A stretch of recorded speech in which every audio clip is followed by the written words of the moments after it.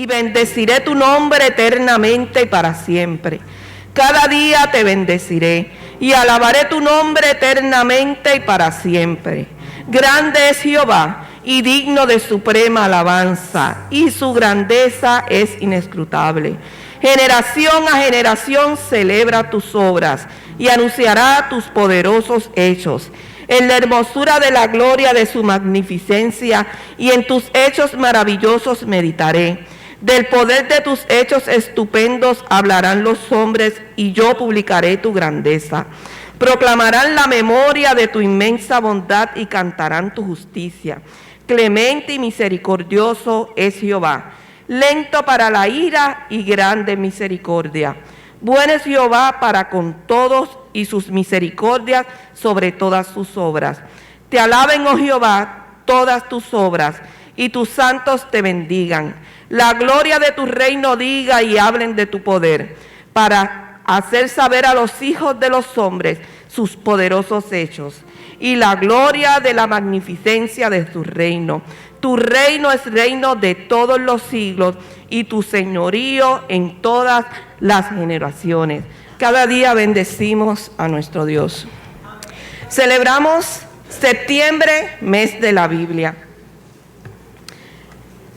La Biblia se compone de 1189 capítulos, 31.163 versículos, 693 palabras, 2.930 personajes. La palabra Señor se repite en 1855. El centro es el Salmo 118, el versículo 8. El Salmo 14 y el 53 son iguales. El capítulo más corto es el Salmo 117. El más largo, el Salmo 119. La palabra no temas aparece 365 veces. Estos son algunos detalles porque hay más. Hoy cumplo un año de que me visitó el COVID. Mi refugio fue leer la palabra. Me dio fortaleza y esperanza. Y una de las porciones se encuentra en Romanos 5, del 3 al 4. Y lee. Romanos 5, del 3 al 4. Y no solo esto, sino que también nos gloriamos en las tribulaciones, sabiendo que en la tribulación produce paciencia, y la paciencia prueba, y la prueba esperanza. Y la esperanza no avergüenza, porque el amor de Dios ha sido derramado en nuestros corazones por el Espíritu Santo que nos fue dado. Aquella palabra fue mi esperanza. Mañana también se cumplen 4 años que María arrasó con mi hogar. Mi porción bíblica en aquella ocasión fue Job 1, del 21 al 22. Y dijo: desnudo salí del vientre de mi madre, y desnudo volveré allá. Así que Jehová dio y Jehová quitó. Sea el nombre de Dios amén. Bendito. Así que estoy de celebración hoy, dando gracias. Doy gracias por cada una de las circunstancias que me hicieron crecer y por tantas bendiciones que recibo a diario. De que usted tiene que darle gracias en la mañana de hoy a Dios por las oraciones y peticiones contestadas, por aquellas que aún no han sido contestadas, que a su tiempo el Señor las contestará. Seamos más que agradecidos en todo tiempo. Nuestro hermano Sean nos dirige en la oración de gratitud.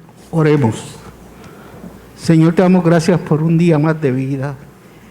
Gracias porque hoy nos pudimos congregar en tu casa de adoración. Gracias, Padre amado, porque la ofrenda que recogimos para Haití me ha demostrado una vez más de que somos una iglesia de amor y de misericordia. Bendice este culto de principio a fin y que sea dirigido por ti. Amén. Todo esto te lo pedimos en el nombre de tu Hijo Jesucristo, nuestro Señor. Amén. Amén. Su misericordia no puede faltar. Alaben su nombre sin par. Primera de Juan, capítulo 1, versículos del 5 al 10. Lee la palabra del Señor. Este es el mensaje que hemos oído de Él, y os anunciamos: Dios es luz, y no hay ninguna tiniebla en Él. Si decimos que tenemos comunión con Él y andamos en tiniebla, mentimos, y no practicamos la verdad. Pero si andamos en luz, como Él está en luz, tenemos comunión unos con otros. Y la sangre de Jesucristo, su Hijo, nos limpia de todo pecado. Si decimos que no tenemos pecado, nos engañamos a nosotros mismos, y la verdad no está en nosotros. Si confesamos nuestros pecados, Él es fiel y justo para perdonar nuestros pecados y limpiarnos de toda maldad. Si decimos que no hemos pecado, lo hacemos a Él mentiroso, y su palabra no está en nosotros. Hagamos un inventario de todas aquellas cosas que el Señor no le agrada, y de todas aquellas pecados, ¿verdad? Los presentamos delante del Señor. Nuestra hermana Naida Alvarado nos dirige. Tal cual somos, Señor, nos presentamos delante de ti, mi Dios, pidiéndote perdón por nuestras faltas, nuestros pecados, Señor. Todo aquello que no ha sido correcto delante de tus ojos, Señor. Nos humillamos delante de ti pidiéndote perdón, misericordia para nosotros y todo tu pueblo, mi Dios. Gracias, Padre, porque tu misericordia y tu perdón siempre está presto para nosotros, Padre. Gracias porque tu sangre nos restaura, nos limpia y sobre todo nos corrige, Señor. Amén. Nos hace personas nuevas, Señor, porque nuestro Maestro, nuestro Padre, eres tú, Señor. Gracias por tu amor, tu misericordia. Gracias porque por eso es que tú fuiste a la cruz del Calvario, Señor, para salvarnos y hacernos nuevas criaturas en ti, Señor. Amén. Ayúdanos cada día, Padre Celestial, a imitarte y a mirarte solo a ti, Señor. Amén. Para que no volvamos a cometer los mismos errores que cometimos ayer, Señor. Gracias una vez más, Señor, por tu perdón y tu misericordia. Te alabamos y bendecimos tu nombre en esta mañana. En el nombre de Jesús. Amén. Que el Señor les bendiga. Amén. Salvador, a ti me rindo. Queremos felicitar a todos los abuelos, que el pasado domingo fue el Día de los Abuelos, y a todas las mujeres bautistas. Tengan las felicitaciones. Y nuestra hermana Betsaida Ortiz Figueroa va a tener la oración por los abuelos, por las damas, y tendrá una alabanza. Tenemos que cuidarnos. Y los abuelitos siempre estamos consintiendo a los nietos. Siempre los papás, pero tu abuelo te dejó, ¿verdad? ¿Por qué? Porque nosotros siempre estamos ahí para los nietos. Ya con los hijos fuimos bien estrictos y con los nietos somos un poquitito menos, pero son los papás los que más mandan, ¿verdad? Vamos a orar por nuestros nietos, por nosotros como abuelos. En esta semana, una abuelita, por buscar al nene de kinder, se contagiaron todos, ya vacunados, pero todos se contagiaron porque ya están presenciales, ¿verdad? Eso también tenemos que cuidarnos mucho. Y por las mujeres bautistas, representamos a tantas mujeres que hoy día sufren, pero que nosotras como mujeres cristianas pues tenemos la herramienta de tener cerquita al Señor, ¿verdad? Y de dar ese ejemplo y ese testimonio y poder ayudar, porque la Biblia dice que si sabemos hacer el bien y no lo hacemos, pecamos. Mira qué cosa. O sea, tenemos que hacer el bien y vivir a la altura de nuestro testimonio, que es lo más que interesamos hoy día. Oramos. Gracias, Señor, porque nos permite ser abuelos, a los que nos has dado esa dicha de atender a nuestros nietos. Gracias, cerquita de nosotros, a distancia, Señor, porque nos das ese corazón grande de, además de haber sido padres, extendemos nuestro cariño hacia nuestros nietos, Señor, como abuelos y abuelas. Te pedimos, Padre, que tu bendición sea sobre cada uno de nosotros como abuelitos y que tú en tu misericordia nos des sabiduría para poder aconsejar a nuestros hijos. Nos des sabiduría para poder atender a nuestros nietos y que nos escuchen, Padre. Porque a pesar del tiempo hemos pasado ya por muchas experiencias que podemos decirles a ellos. Te pedimos, Señor, que tú bendigas nuestras vidas. De igual manera, Padre, nos presentamos como mujeres bautistas, que en estos días se celebran tantas cosas, pero nosotros como cristianos te celebramos a ti, que eres el dador de toda buena obra, que nos enseñas, Padre, a que vivamos conforme a lo que tú has puesto en nuestros corazones. Perdónanos, Padre, porque a cada momento te ofendemos, pero no mires nuestra condición, sino que en actitud de gratitud vamos a ti, Padre, sabiendo que tú no nos dejas. Bendícenos en el nombre de Jesús. Amén. Hay un himno de Lily Goodman, que es una cantante profesionalísima. Tiene una voz bien privilegiada y a mí me da con coger esos himnos. Entonces, le había dicho hace como 2 meses a Libertario que lo practicara él, que yo lo iba a practicar acá. No nos hemos juntado, siempre nos juntamos aquí, él allá y yo acá. Así que en la presencia del Señor y ante ustedes, voy a tratar de cantar este himno basado en Romanos 8:28, que dice: y sabemos que a los que aman a Dios todas las cosas le ayudan a bien. Amén. En estos días nos han pasado demasiadas cosas, pero cuando amamos al Señor, todo nos ayuda a bien. Se llama Al Final.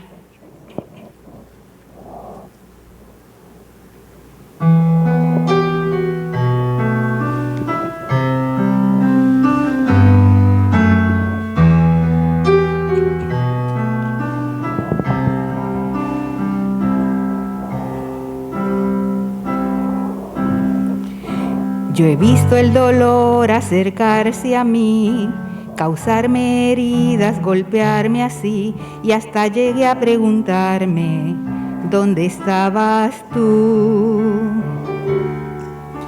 He hecho preguntas en mi aflicción, buscando respuestas sin contestación, y hasta dudé por instantes de tu compasión. Y aprendí que en la vida todo tiene un sentido, y descubrí que todo obra para bien, y que al final será mucho mejor lo que vendrá. Es parte de un propósito y todo bien saldrá. Siempre has estado aquí, tu palabra no ha fallado y nunca me has dejado.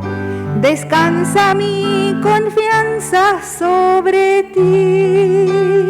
Gloria a Dios, te adoramos, Señor. Yo he estado entre la espada y la pared, rodeada de insomnio sin saber qué hacer, pidiendo a gritos tu intervención. A veces me hablaste de una vez, en otras tu silencio solo escuché. Qué interesante tu forma de responder. Y aprendí que lo que pasa bajo el cielo, conoces tú que todo tiene una razón,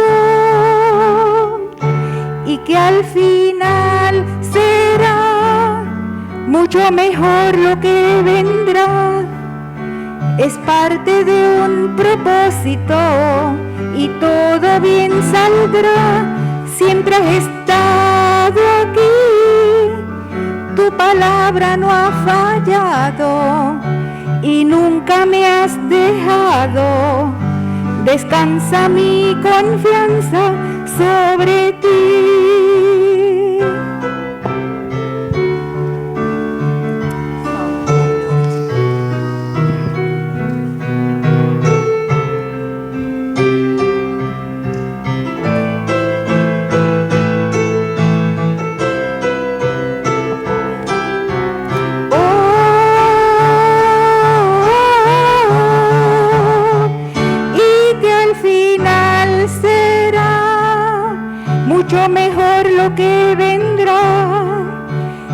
parte de un propósito y todo bien saldrá. Siempre has estado aquí, tu palabra no ha fallado y nunca me has dejado. Descansa mi confianza sobre ti.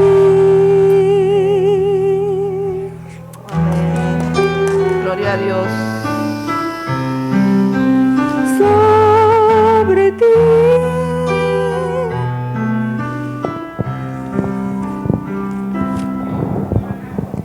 Gloria a Dios. Gracias, Betsaida, por esa hermosa alabanza. Les voy a invitar a buscar en el Evangelio de Mateo.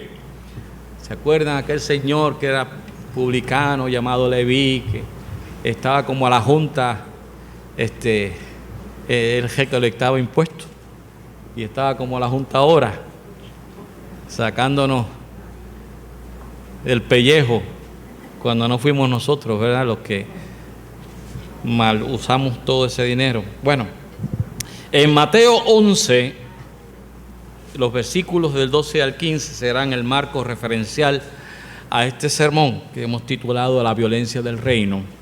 Y leemos Mateo 11, versículos 12 en adelante, y leemos antifonalmente todos, desde los días, otra vez, todo. Desde los días de Juan el Bautista hasta ahora, el reino de los cielos sufre violencia y los violentos porque todos los profetas y la ley profetizaron hasta Juan. Y si queréis recibirlo, él es aquel Elías que había de venir. Todos, el que tiene oídos para oír, oiga. Amén. Que el Señor añada bendición a esta palabra en nuestros corazones. Por favor, tengan a bien sentarse. Les comentaba que les felicito a todos ustedes, primeramente, por mantener ese silencio reverente mientras nuestro hermano Ángel Cruz interpretaba esa alabanza. A mí me inspiró, me llenó el corazón. Ustedes notaron que los músicos no tocaron, no le acompañaron. Y esa es la disciplina de músico. Cuando hay un solista, nadie debe interrumpir eso, ni tan siquiera usted se inspira tanto que empiece mi corazón. No se supone. O sea, cuando un solista está interpretando una melodía o una alabanza, lo escuchamos, nos edificamos con él, pero no lo interrumpimos. Yo quiero felicitarles como iglesia, porque somos una iglesia ordenada, que sabemos cuándo cantar y sabemos cuándo no cantar. Les felicito, como también a nuestros músicos. En esta mañana estamos considerando un pasaje que a primera vista provoca un cuestionamiento, digámoslo así, serio y muy profundo, y podría tornarse preocupante, además de conflictivo. Estamos hablando de un ser que es todo paz. Mi paz os dejo, mi paz os doy, y en este momento está hablando de que el reino de los cielos sufre violencia. O sea, la violencia es algo totalmente contrario a la persona de nuestro Señor Jesucristo. Sin embargo, eso está ahí en la palabra. Y este tipo de enunciado que puede prestarse a una mala interpretación, y no hay duda que en algún momento sea mal interpretado. Entonces, es importante que nosotros como creyentes, como pueblo del libro, como estudiosos de la palabra, estudiemos también lo que se llama el contexto vivo. ¿Qué es eso? El contexto vivo no es otra cosa que ubicarse en el momento histórico donde se dio esa expresión, el momento, la hora y la ocasión, porque eso nos ayuda a entender cómo y por qué se dicen las cosas, qué condiciones prevalecían en el tiempo de esa expresión. Entonces, no podemos transportar esa expresión de que el reino de los cielos sufre violencia y los violentos lo arrebatan a nuestros días. No lo podemos transportar directamente sin tomar en cuenta unos factores que están envueltos aquí. Por ejemplo, ¿qué ¿quién dice esa expresión? ¿Quién escucha esa expresión? ¿Y cómo se redacta la misma? Después de 50 años de ese momento. O sea, el Evangelio de Mateo se escribe 50 años más o menos después de la resurrección de nuestro Señor Jesucristo. Así que es importante que nos ubiquemos en tiempo y espacio. Primero, vamos a conocer que Juan, el cual se refiere el Señor, ¿verdad? Cuando habla desde los días de Juan el Bautista, ese personaje es primo de nuestro Señor Jesucristo. Y Juan fue quien anunció y quien preparó el camino para la irrupción del Dios hombre en la tierra. Y cuando lo ve y que comienza su ministerio con el bautismo en el río Jordán, Juan mismo dice: yo no soy digno ni tan siquiera de desatarle, ¿verdad?, las sandalias. O sea, expresando así la grandeza de Dios en Jesucristo. Juan es profeta y él bautizaba para perdón de pecados. El bautismo, mis hermanos, mis queridos hermanos, no fue invento de Juan, sino de los esenios. ¿Quiénes son los esenios? Ellos constituían una hermandad, un grupo de personas, hombres y mujeres, con una vida dedicada a la contemplación, a la meditación y a guardar la herencia desde los primeros tiempos de aquellos protagonistas de la historia de la salvación, guardar esa herencia. Entonces, los esenios toman notoriedad para nosotros en el 1946. ¿Por qué? Porque en ese año se descubren los famosos manuscritos del Mar Muerto, los escritos del Mar Muerto en Qumrán, en una cueva. Los evangelios sugieren la presencia esenia, o sea que los esenios influenciaron en el ministerio de Jesús. Por ejemplo, en Marcos capítulo 13, versículos 13 al 16, miren lo que dice la palabra. Les voy a leer, ustedes crean el ambiente, imagínense que estamos ahora en Jerusalén. Y dice: y envió a 2 de sus discípulos, diciéndoles: vayan a la ciudad, y les saldrá al encuentro un hombre que lleva un cántaro de agua. Y casi exactamente lo mismo dice Lucas en el capítulo 22, versículo 9 al 13. Y el hecho para todos nosotros podría pasar desapercibido, pero hay un pequeño detalle que no mucha gente sabe, y es que en aquel tiempo los varones judíos no podían caminar por ahí así, como así, con un cántaro de agua. Eso no era la costumbre, eran las mujeres las que cargaban el agua. Eran las mujeres. Los únicos hombres que podían cargar el agua eran aquellos que pertenecían sin problema a este grupo de los esenios. Ahora, posiblemente porque ellos no tenían mujeres era que hacían eso, pero si el tipo que menciona el Evangelio llevaba agua en un cántaro a un aposento, de hecho era esenio. Y lo más probable es que el dueño del aposento donde se va a reunir el Señor también era miembro de los esenios. Había una contraseña ahí, una contraseña. Jesús no les dice a sus discípulos, por ejemplo, cómo se llama la persona que los va a recibir. No aparece. Y al parecer tampoco no aparece que los discípulos conozcan al dueño de ese lugar, de modo que era alguien que no había estado con ellos antes, no era parte del grupo del Señor, pero el dueño de la casa sí conoce al Señor y lo conoce de una manera muy especial, lo conoce como el Maestro, título coincidencialmente que también le daban los esenios a sus líderes espirituales. Entonces, esa era la contraseña. Era la contraseña, porque el maestro lo necesita. Porque el maestro lo necesita. Y entonces, lo más probable es que Jesús sí haya compartido largos periodos con este grupo de hombres que buscaban en las Escrituras. Y aunque no hay una evidencia definitiva, ya casi todo el mundo coincide en que el Señor, durante su formación, que la Biblia no habla desde sus 12 años hasta los 30, hay un silencio ahí, no se sabe, pero Él estaba, Él vivía, Él existía.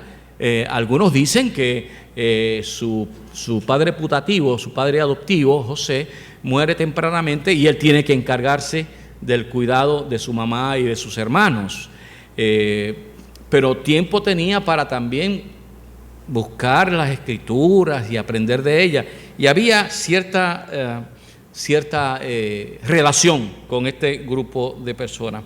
Pero volviendo al tema de hoy, mis hermanos, Juan sufrió violencia. Cuando él habla del reino de los cielos, sufre violencia. Juan sufrió la violencia, Juan el Bautista, la violencia de Herodes. La historia es esta. Según Mateo 14, versículo 4, Herodes vivía con su mujer que se llamaba Herodías. Pero Herodías había sido la mujer de su hermano Felipe. En otras palabras, que Herodes le robó la mujer a su hermano.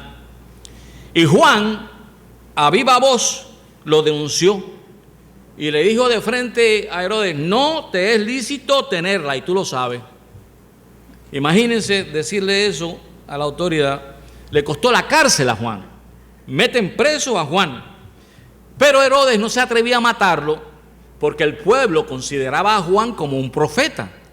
Y era un grave problema si hacía algo en contra de él. Pero ¿qué pasa? En una fiesta aparece una jovencita que se llama Salomé. Salomé era hija de Herodías. Y Salomé baila frente a Herodes de tal manera que ese hombre se vuelve loco con ese baile y le dice a esta niña: pídeme lo que quieras, que hasta la mitad del reino te doy, por lo bien que has bailado. Entonces su madre Salomé, le dice al oído: pídele la cabeza de Juan. Y le pide la cabeza de Juan y Herodes manda a decapitar a Juan en la cárcel. Ahí es que Juan sufre la violencia del Estado a causa del pecado de Herodes y de la denuncia de ese profeta. De manera que aquí hubo violencia. De ahí entonces la frase del Señor que dice en el versículo 12: desde los días de Juan el Bautista hasta ahora, el reino de los cielos sufre violencia y los violentos lo arrebatan. Pero si usted ve la cronología de este evangelio, se va a dar cuenta que el Señor está hablando antes de que suceda esto. De cierta manera es profético. Ahora, fíjense cuál importante es discernir la palabra responsablemente.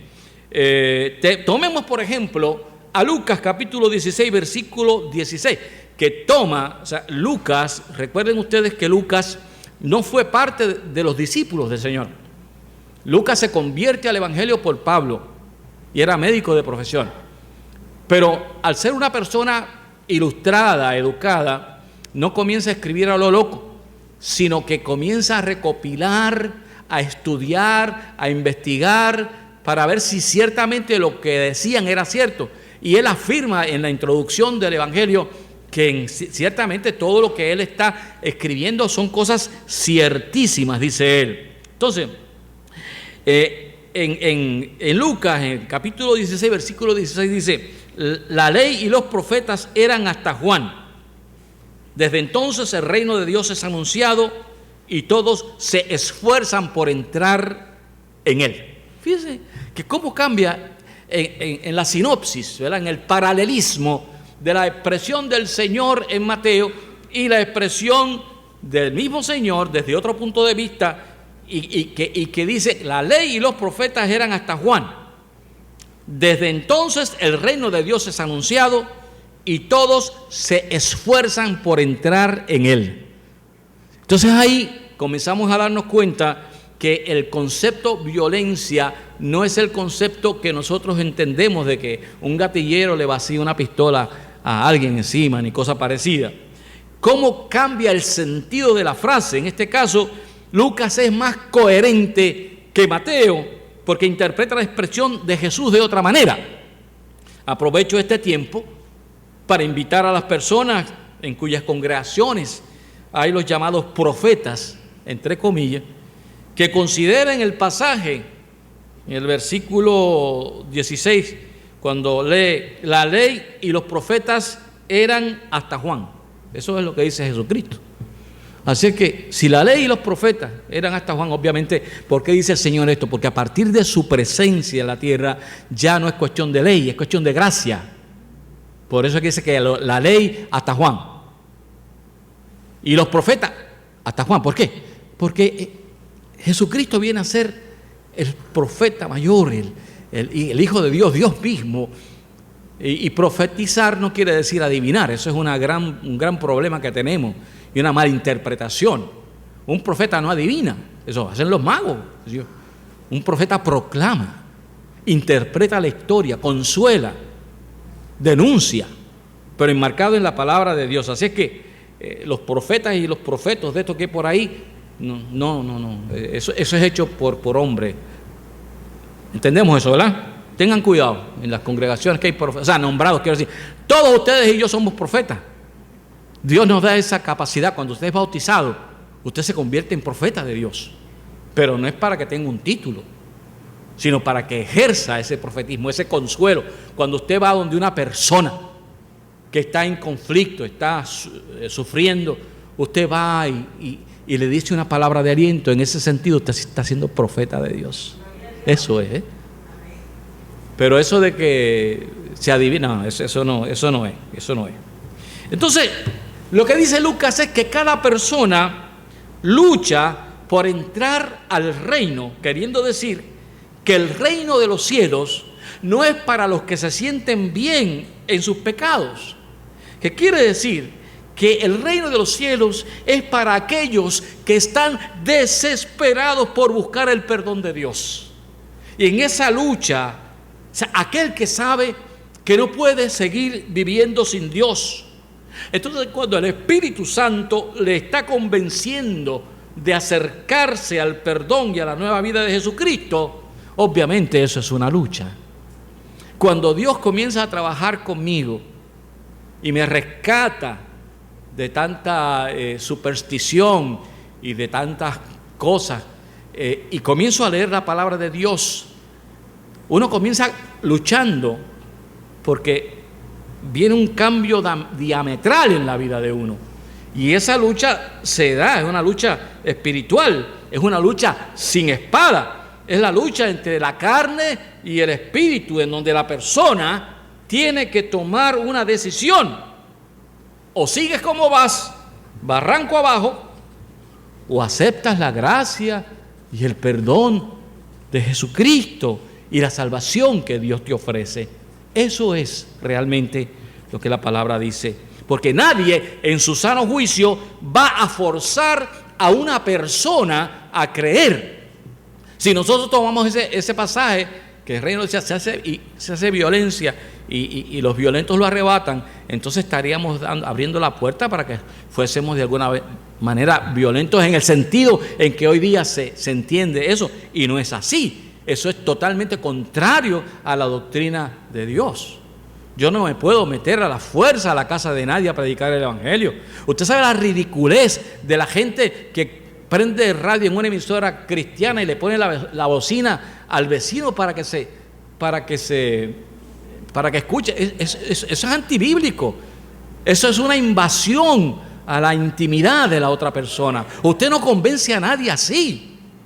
Usted convence a la persona de que la vivencia suya, el testimonio suyo, es tan hermoso que usted quisiera ser como ese.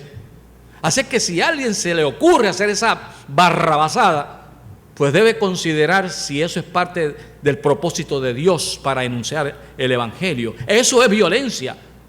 Es violentar, pero nosotros no somos personas violentas. Yo recuerdo con mucho cariño a un muchachito de Aguas Buenas, en la iglesia bautista, que tan pronto se entrega al Señor, sintió una pasión por compartir el Evangelio. Entonces, él estaba en la escuela y en aquellos tiempos se pasaba él por el pueblo repartiendo los famosos tratados. ¿Se acuerdan de los tratados?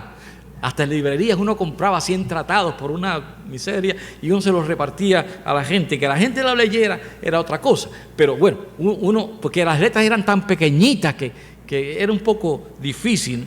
Pero él se pasaba en la escuela y en el pueblo repartiendo los famosos tratados. Me acuerdo que, si mal no recuerdo, se llamaba Eduardo. Y tenía una particularidad. Eduardo era boxeador. Y le entregaba el tratado a sus amigos. Y si por alguna razón le rechazaban el tratado, había problemas. Había problemas. O lo tomas o lo tomas. De hecho, lo bautizamos pistola. Le decían pistola. Dios bendiga donde quiera que esté a ese muchacho. Su deseo de compartir el Evangelio ha sido siempre una inspiración para los que los conocimos, aunque fuese a punta de pistola, ¿verdad? Figurativamente hablando, obviamente, ¿no? Él compartía el Evangelio, pero realmente, volviendo al texto de esta mañana, nos parece prudente entender esta expresión en el sentido de que si miramos la historia, la fe cristiana ha sufrido persecución. En todo tiempo ha sufrido persecución. Hay una enemistad entre la espiritualidad del pueblo de Dios y la secularidad del mundo. Miles de ejemplos. Lo presente, digamos que es la persecución de la fe cristiana en lugares como la China, que no se puede tener una Biblia, Corea del Norte, particularmente hoy día los países islámicos como Afganistán, donde ser cristiano y proclamarlo te cuesta la vida. Por otro lado, los grandes errores de la historia. Ustedes tienen que haber escuchado de las cruzadas. Las cruzadas era que el territorio donde se había dado toda la experiencia de la presencia de Dios estaba ocupada por el Islam. Eran personas, los turcos, los moros se les llamaba en aquel entonces, que no creían en Jesucristo, y entonces se le ocurre a la gente de Europa hacer una famosa cruzada de miles y miles de hombres.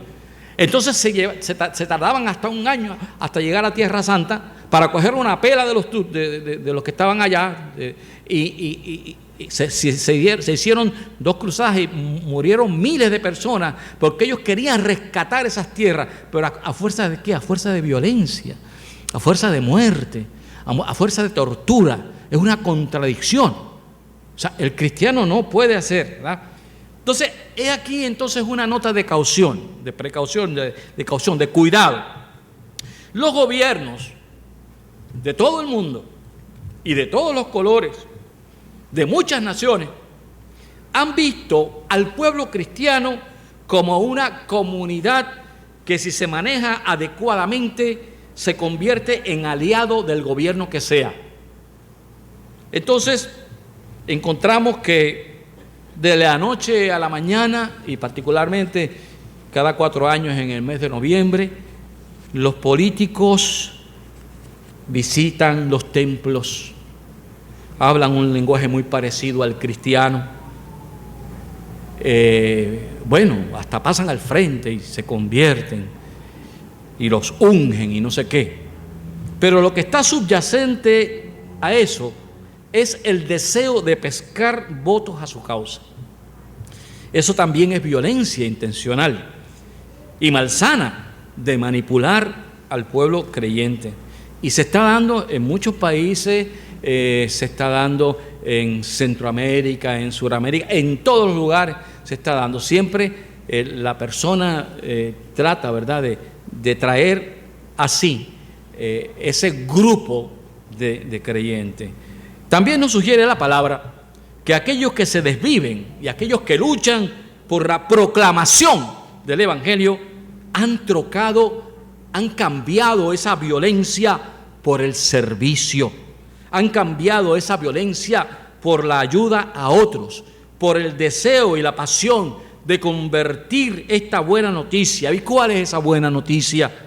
La buena noticia es que si tú crees en el Evangelio, si dejas de ser criatura de Dios para convertirte en hijo de Dios, como dice Juan capítulo 1 versículo 12, pero a todos los que le recibieron les dio el derecho, el poder de llegar a ser hijos de Dios, es decir, a los que creen en su nombre, que no nacieron de sangre, ni de la voluntad de la carne, ni de la voluntad del hombre, sino de Dios. Entonces, esos violentos que cita Mateo, más bien son los que han padecido violencia, porque miren que se ha cometido grandes injusticias a través de la historia con los cristianos. Nerón regó el rumor de que celebraban orgías porque hablaban del agape, que es el amor puro. Se regó en el tiempo de Roma que los cristianos eran caníbales porque se comían el cuerpo de Cristo y que bebían sangre, la sangre de Cristo, cuando todo eso es figurado. O sea, para nosotros es una figura, es un recordatorio. Pero en aquel entonces le decían así. Dios no se contradice. Dios es perfecto. Los humanos sí podemos contradecirnos y malinterpretar las cosas. Entonces, si vamos nuevamente a la palabra de Dios para recibir por parte del mismo Señor la verdadera interpretación de este pasaje que hemos tocado, tenemos que aterrizar obligadamente en las bienaventuranzas. ¿Qué dice el Señor?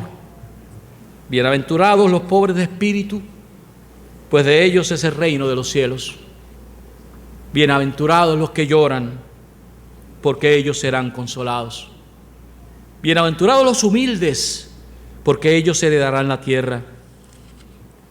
Bienaventurados los que tienen hambre y sed de justicia, porque ellos serán saciados. Bienaventurados los misericordiosos, porque ellos recibirán misericordia. Bienaventurados los de limpio corazón, porque ellos verán a Dios. Bienaventurados los que procuran la paz, pues ellos serán llamados hijos de Dios. Bienaventurados aquellos que han sido perseguidos por causa de la justicia, pues de ellos es el reino de los cielos. Bienaventurados serán cuando los insulten, cuando los persigan y cuando digan todo género de mal contra ustedes falsamente por causa de mí. Regocíjense y alégrense, porque la recompensa de ustedes en los cielos es grande, y porque así también persiguieron a los profetas que fueron antes que ustedes. De manera que el Señor culmina, ¿no?, esta experiencia con unas palabras retantes. El que tenga oídos para oír, oiga. ¿Qué quiere decir eso? Oídos para oír. A veces se nos ha dicho que somos como los lagartijos. Los lagartijos usted los ve por un lado y ve el otro lado. Y dice, la gente es como los lagartijos, que le entra una cosa por aquí y le sale por acá. Pero el Señor dice, no, el que tenga oídos para oír, que medite, que reflexione, que se detenga a ver lo que yo he querido decir, ¿verdad? Y como dice la palabra, todos los que le recibieron, les dio el derecho, el poder, la gracia de llegar a ser hijos de Dios. Es decir, los que creen en su nombre, que no nacieron de sangre, ni de la voluntad de la carne, ni de la voluntad del hombre, sino de Dios. Bendito sea su nombre. No somos creyentes, no somos hijos de Dios a menos que tomemos la decisión. Hay que tomar una decisión. Si no hay esa decisión de por medio, no hay una afirmación en un momento, el 15 de julio de 1976, yo levanté mi mano en México, interesantemente, y allí pude crear conciencia de que me convertía en hijo de Dios. Luego después me di cuenta que gracias a mis vecinos, cuando yo tenía 10 años, me invitaron a una escuela bíblica en la iglesia bautista, y yo a los 10 años levanté mi mano. y me tomaron, llevaron al altar y oraron por mí. A mí se me había olvidado eso, pero se me recordó ya de adulto en el 76. Ahora yo te pregunto a ti, posiblemente, bueno, pastor, aquí todo el mundo es de la iglesia. Y yo, bueno, quién sabe, a lo mejor usted ha estado con nosotros, a lo mejor usted ha escuchado la palabra, pero quién sabe si el Espíritu Santo le está diciendo, este es el momento, hijo, para que tú también recibas la bendición de Dios, la gracia de Dios, el regalo de la salvación de Dios. Quién sabe si en esta mañana alguien dice, yo estaba esperando este momento, yo estaba esperando este momento para levantar mi mano y entregar mi vida al Señor. ¿Quién sabe? Y quiero preguntar, si tú estás aquí, si tú quieres hacerlo, si no lo has hecho antes, yo te invito a que tú levantes tu mano y digas, yo quiero recibir la bendición de Dios, yo quiero ser hijo de Dios, yo quiero ser hija de Dios, yo quiero que mis pecados sean perdonados y venga a ser una nueva criatura. ¿Habrá alguien acá que no lo ha hecho? ¿Habrá alguien que quisiera hacerlo? Recuerda que esto es algo bien hermoso y que es algo voluntario. Es posible que usted lo haya hecho. Y si usted lo ha hecho, yo le felicito. Yo le felicito. Y claro, a partir de eso es que uno comienza a vivir conforme a la palabra de Dios.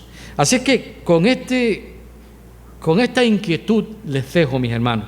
Cuando leamos las palabras, vamos a buscar, a pedir al Espíritu Santo que nos ilumine. Porque es posible que esto mismo lo tome otra persona y diga, bueno, pues si el Evangelio es violencia, pues vamos a ver. Vamos a ver, o creo o no creo, que era lo que hacían los españoles con los indios. En Castilla, por ejemplo, con Fernando de Aragón e Isabel de Castilla, en el 1492 expulsaban a todos aquellos que no eran en aquel entonces católicos. Y si alguien quería quedarse en España, tenía que cambiar su nombre a un nombre cristiano, porque si usted era Mohamed o cualquiera de esos nombres árabes, tenía que cambiar su nombre. Y de ahí es que comienzan los apellidos que muchos de ustedes y nosotros tenemos. Cada vez que usted ve a una persona con el apellido Iglesia, José Iglesias, sabe que su descendencia viene de los moros de España que cambiaron su apellido para Iglesia. Cuando usted ve Federico Concepción, término Concepción, eso también, o sea, Cruz, Iglesia, hay de Dios, Juan de Dios, muchísimos, pero muchísimos nombres que cuando usted se da cuenta son producto de eso. Es un cambio. Claro está, cuando usted acepta a Jesucristo en su corazón, ya usted es hijo o es hija de Dios. Si usted no lo ha hecho, usted es criatura, pero se le invita a que sea hijo e hija de Dios. Les invito a que siempre tengan esto presente. Si no lo ha hecho y no se atreve por alguna razón, la palabra dice que aquel que me confesare, yo le confesaré ante mi Padre, pero aquel que me niegue, yo lo negaré. No niegue al Señor. Así que les invito a que tengan eso en mente y que el Señor nos bendiga, y les exhorto a que sigamos ahí como estamos, adorando a Dios, bendiciendo a Dios, asistiendo al templo, haciendo nuestra obra, y como decíamos, si alguien pregunta, ¿usted es cristiano? Usted dígale, pregúntale al vecino mío, él sabe. Porque sí, el testimonio nuestro es lo que va a determinar si somos o no somos cristianos. Que Él les bendiga en esta mañana y siempre. Recuerden y tengan en oración, por favor, a nuestro hermano Félix Castro, que fue operado ayer en Ima, a nuestro hermano Juan Mendoza, hace ya 10 días que está recluido y está allí con Ana Eva. Tengámosle en oración. Maggi Diepa también, con su hija Milagrito, están en Ima. Así es que, por favor, oren. No permiten visitas por esto de la pandemia y por el repunte que ha habido, pero podemos interceder por ellos. Amén. Que el Señor les bendiga poderosamente. Ya hemos cumplido con el Señor las primeras horas de la mañana de este primer día de la semana, el primer día que también Él resucitó. Nosotros le damos gloria y honra. No se vaya de aquí sin bendecir a el que está a su lado. Dios te bendiga. Mire a su lado, derecho, a su lado izquierdo. Dígale, Dios te bendiga. Qué bueno. Y así les exhorto a que pasen esta semana llenos de la presencia de Dios, de la bendición de Dios, y que esa presencia esté con usted en las buenas y en las malas. Amén. Amén. Y ahora, Señor, despide a tu pueblo en paz, porque hemos escuchado tu palabra. Y pedimos, Señor, que tú, con tu inmenso poder y con tu gran amor, nos cubra tu sombra con la bendición del Padre, con la bendición del Hijo y con la bendición del Espíritu Santo. Amén. Vayan en paz, hermanos.